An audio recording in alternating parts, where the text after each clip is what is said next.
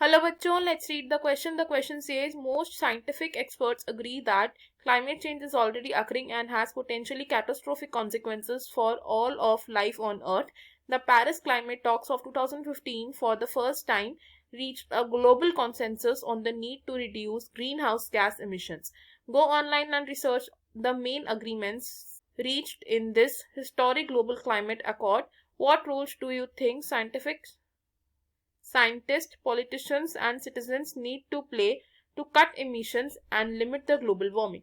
Question में कहा गया है कि बहुत सारे साइंटिफिक एक्सपर्ट्स ने ये अग्री कर लिया कि ऑलरेडी क्लाइमेट चेंज हो रहा है जिसके कुछ हार्मफुल इफेक्ट्स या कॉन्सिक्वेंसेस हो सकते हैं. पेरिस क्लाइमेट टॉक्स ऑफ 2015 ने फर्स्ट टाइम ये बताया कि हमें ग्रीन हाउस गैस के इमिशन को रिड्यूस करने की जरूरत है. हमें इस क्वेश्चन में क्या पूछा गया है कि साइंटिस्ट का, पॉलिटिशियन का और सिटीजन्स का क्या क्या रोल हो सकता है जिससे कि ग्रीन हाउस गैस के इमिशन को कट किया जा सके, जिससे कि ग्लोबल वार्मिंग को लिमिट किया जा सके. तो इन दिस क्वेश्चन हमारा जो की कॉन्सेप्ट यूज हो रहा है वो होगा ग्लोबल वार्मिंग. की concept is global warming.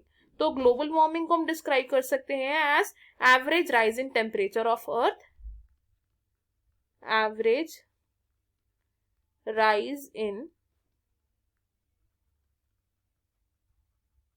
Temperature of earth. और इस ग्लोबल वार्मिंग का कॉज क्या है? It is mainly the increased use of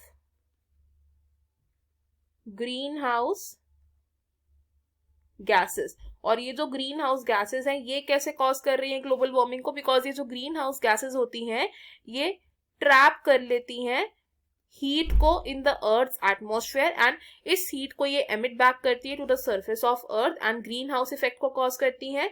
now ये जो ग्रीन हाउस गैसेज हैं ये कौन कौन सी हैं? These are mainly carbon dioxide, which is CO2, methane, which is CH4, nitrous oxide, which is N2O, and chlorofluorocarbons,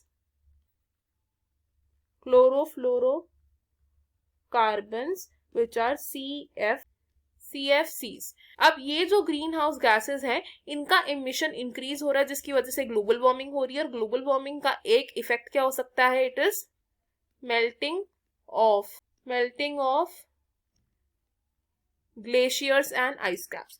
अब ग्लोबल वार्मिंग को रिड्यूस करने के लिए ग्रीन हाउस गैसेस के इमिशन को रोकना पड़ेगा. तो उसके लिए साइंटिस्ट कैसे कंट्रीब्यूट कर सकते हैं? तो रोल ऑफ साइंटिस्ट क्या होगा? तो साइंटिस्ट को न्यू स्ट्रैटेजीज और न्यू टेक्निक्स डेवलप करनी पड़ेगी जिससे कि हम ग्रीन हाउस गैसेस का एक ऑल्टरनेटिव ढूंढ सके या इनके इमिशन को रिड्यूस कर सके. तो दे शुड डेवलप न्यू स्ट्रैटेजीज या फिर technologies to reduce the emission of greenhouse gases. Next, politicians का क्या रोल हो सकता है? तो पॉलिटिशियंस क्या कर सकते हैं? They should develop new policies and standards जिसमें ग्रीन हाउस गैसेस के इमिशन को लिमिट किया जा सके, to limit the emission of this gases.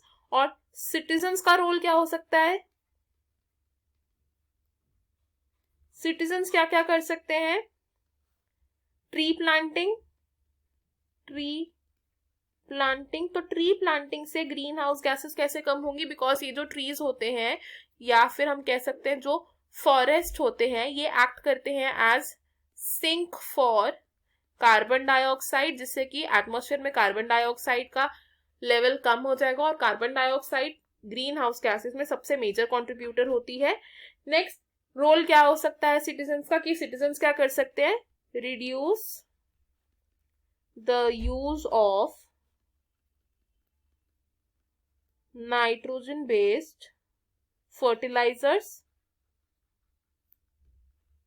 अब नाइट्रोजन बेस्ड फर्टिलाइजर्स जो होते हैं ये क्या करते हैं, दे रिलीज नाइट्रस ऑक्साइड। तो अगर नाइट्रोजन बेस्ड फर्टिलाइजर्स हम यूज करना कम कर देंगे तो इससे नाइट्रस ऑक्साइड का कॉन्सेंट्रेशन कम हो जाएगा। एंड थर्ड रोल क्या हो सकता है कि फॉसिल फ्यूल्स की यूज को कम कर सकते हैं हम, reduce use of fossil fuels, और हमें green fuels and use of